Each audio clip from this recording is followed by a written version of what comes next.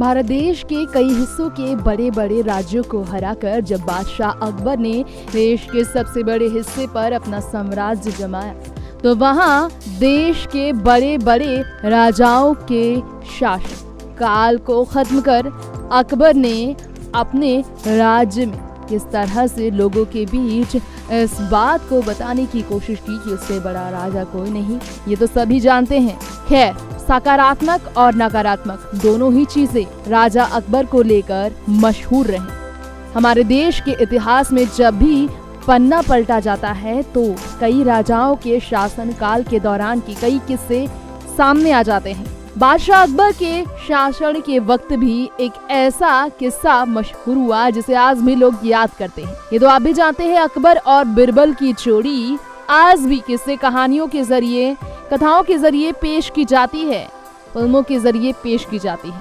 तो आज अकबर और बिरबल से जुड़ी ही खास इस रिपोर्ट में हम आपको बताएंगे कैसे हिंदुस्तान की जमीन पर बादशाह अकबर को जब हराने वाला कोई नहीं था तो वहां बिरबल ने बादशाह अकबर की बात न मानकर अपने सामने बादशाह अकबर को झुकने के लिए मजबूर कर दिया था।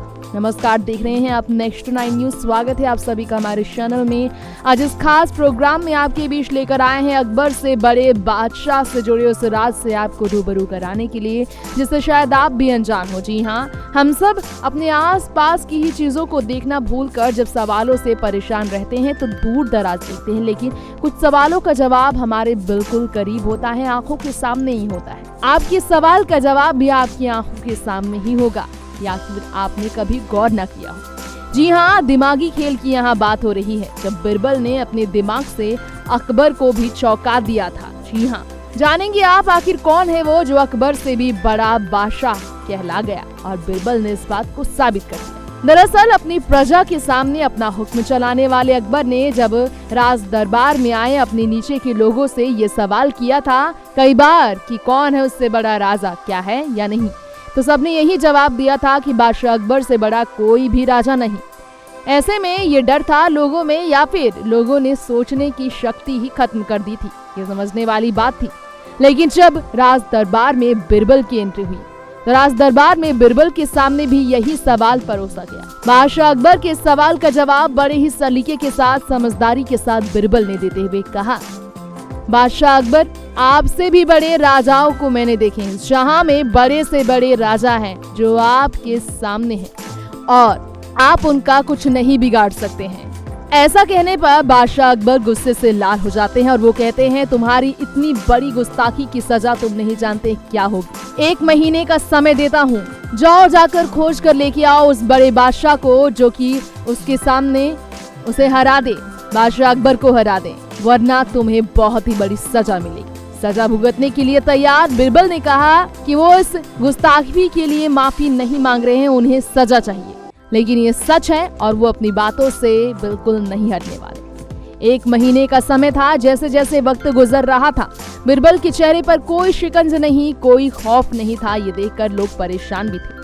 पहले लोग खुश हुए थे कि बिरबल को अब सजा मिलेगी क्योंकि बादशाह अकबर से बड़ा कोई भी बादशाह नहीं। लेकिन बाद में 1 महीना गुजरने से पहले ही कुछ दिन गुजरा कि राज दरबार में बिरबल एक प्यारे से बच्चे को गोद में लेकर आए। वो बच्चा बहुत ही मासूम और बहुत ही ज्यादा चुलबुला था और उसकी हंसी, खिलखिलाती हंसी देखकर राज दरबार के अंदर राजा अकबर भी खुश हो गए। बादशाह अकबर ने उस बच्चे को गोद में लिया और खेलना शुरू कर दिया। उस बच्चे ने खेलते खेलते फिर क्या, बादशाह अकबर की मूंछ को अपने हाथों से जकड़ कर रखा था और यहीं पर बादशाह अकबर की बड़ी परेशानी।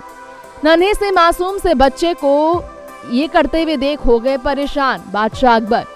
आखिर अब उस अपने मूंछ को कैसे छुड़ाएं?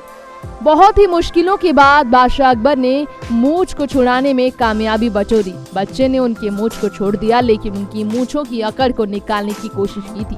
बच्चे ने अकड़ ही निकाल दी थी बादशाह अकबर की। ऐसे में अकबर के सिर पर जो घमंड सवार था उस घमंड को तोड़ने के लिए बिरबल ने वहाँ पर फिर याद दिलाया बादशाह अकबर को कि अब ये गुस्ताखी तो बच्चे से हुई है कि आज तक जहां किसी की भी इतनी हिम्मत नहीं हुई, किसी ने ये साहस नहीं दिखाया कि बादशाह अकबर के मूंछों को छू सके, मूंछ को हिला सके, मूंछ को खींच सके, वहां एक बच्चे ने ऐसा कर दिखाया। अब आप इस गुस्ताखी की क्या सजा इस बच्चे को देंगे बादशाह जहांपना। अब बिरबल की इस बात से काफी ज्यादा हैरान। बादशाह अकबर कहते हैं कि बिरबल, तुम्ही ने तो कहा था कि बच्चे भगवान का स्वरूप होते हैं, बच्चों को भला कोई कैसे सजा दे सकता है? आज तक कोई ऐसा बादशाह नहीं आया जिसकी इतनी हिम्मत हो कि किसी बच्चे को वो सजा दे, वो भी इस फूल के लिए, इस गुस्ताखी के लिए।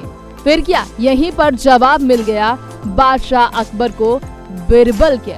जी हाँ, बिरबल ने याद दिलाया बादशाह अकबर को कि आपने अपने सवालों का जवाब खुद ही दे दिया है। आपने कहा कि इस दुनिया में कोई ऐसा बादशाह नहीं जो भगवान के स्वरूप बच्चे को सजा दे सके, यानी कि सबसे बड़ा बादशाह इस दुनिया में है।